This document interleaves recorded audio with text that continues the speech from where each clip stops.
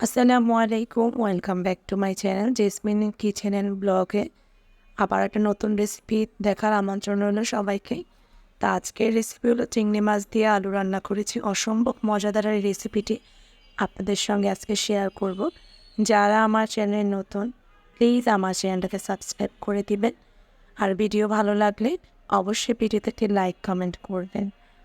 তা আজকে আমি অসম্ভব মজাদার এই রেসিপিটা আপনাদের সঙ্গে শেয়ার করব। তো চলুন দেখা যাক আমি এটা কীভাবে তৈরি করলাম। প্রথমে চুলায় একটি প্যান বসিয়েছি।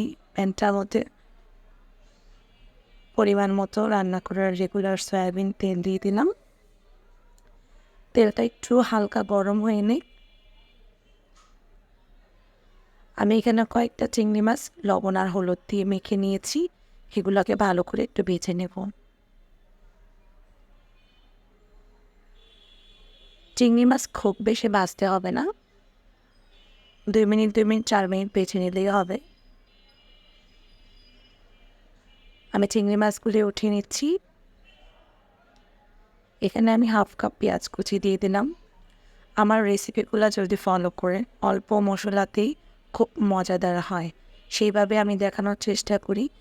আর আপনারা সবাই সম্পূর্ণ ভিডিওটি না টেনে দেখলেই বুঝতে পারবেন যে দেখতে কতটা সুন্দর হয়েছে এবং খেতেও আলহামদুলিল্লাহ অনেক মজা হয়েছে। আর রেসিপি অবশ্যই আপনারা বাসায় ট্রাই করে দেখবেন, তখনই আমার কথার মধ্যে আপনারা বিশ্বাস পাবেন যে হ্যাঁ, আসলেই খাবারটা টেস্টি হয়েছে। পেঁয়াজটাকে খুব ভালো করে আমি একটু ভেজে নিচ্ছি।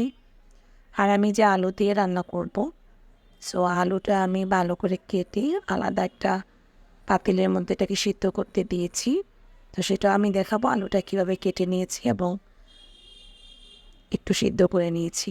তাহলে তরকারিটা অনেক বেশি নরম হবে, সফট হবে।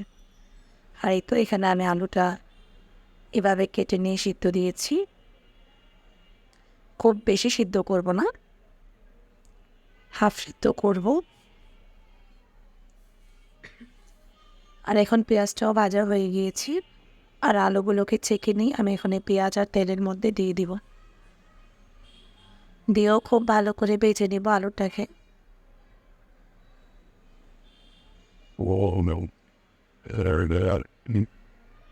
যারা আমার এই ভিডিওটি দেখছেন সবার কাছে অনুরোধ করব, রিকোয়েস্ট করব, আমার চ্যানেলটাকে একটু সাবস্ক্রাইব করে বেল আইকনে ক্লিক করে দিবেন। আর ভিডিওটি সম্পূর্ণ না টেনে দেখবেন এবং ভিডিও ভালো লাগলে অবশ্যই আমার ভিডিওতে একটি কমেন্ট করে যাবেন।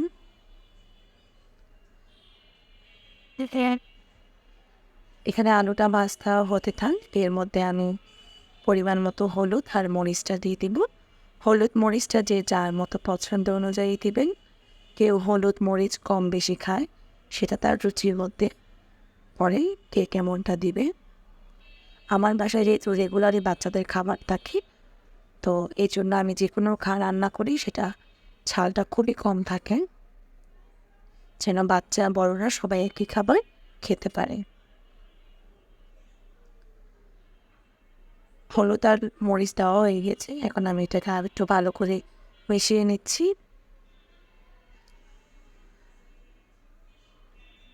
দেখতে পাচ্ছেন তেল বেশি আসছে, আমার আলুটা কিন্তু ভাজা হয়ে গিয়েছে।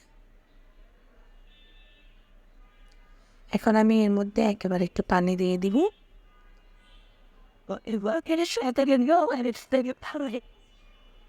আমি 1 গ্লাস পানি দিয়েছি এরকম গ্লাসে। এটা দিয়ে ঢাকনা দিয়ে ঢেকে দিব। বলক আসা পর্যন্ত অপেক্ষা করছি।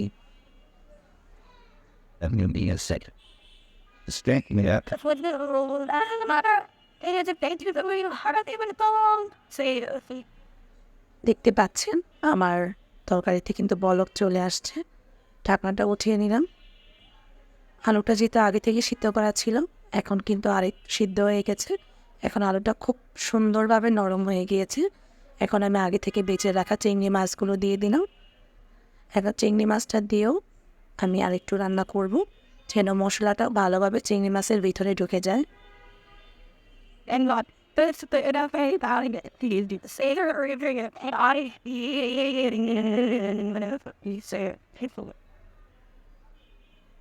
এর মধ্যে লবণটা অবশ্যই চেক করে দেখবেন লবণটা ঠিক আছে কিনা।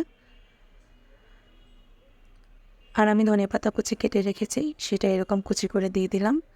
যেহেতু শীতকাল, যে কোনো সবজি রান্না বা যে কোনো তরকারিতে ধনেপাতা দিলে কিন্তু সেটা দেখতেও অনেক সুন্দর হয়, খেতেও অনেক মজা হয়। আর আজকে আমার এই ভিডিওটি কেমন লেগেছে অবশ্যই কমেন্ট করে জানাবেন। আশা করছি আমার ভিডিওটি আজকে আপনাদের ভালো লেগেছে। ভালো লাগলে প্লিজ আমার চ্যানেলটা সাবস্ক্রাইব করে বেল আইকনে ক্লিক করে আমার চ্যানেলটার পাশেই থেকে যাবেন। আর আমাকে একটু সাপোর্ট করবেন যেন আমি আমার চ্যানেলটাকে নিয়ে একটু এগিয়ে যেতে পারি। আর এর মধ্যে আমি দিয়ে দিব ভাজা জিরার গুঁড়া। এটা দিলেও খেতে অনেক ভালো লাগে, এটা অপশনাল, আপনি নাও দিতে পারেন। তো এই তো আমার রান্নাটা শেষ, এখন আমি চুলাটা বন্ধ করে দিয়েছি। তো যারা যারা এতক্ষণ কষ্ট করে আমার ভিডিওটা দেখেছেন সবাইকে অনেক ধন্যবাদ। ভালো থাকবেন, সুস্থ থাকবেন সবাই। আল্লাহ হাফিজ।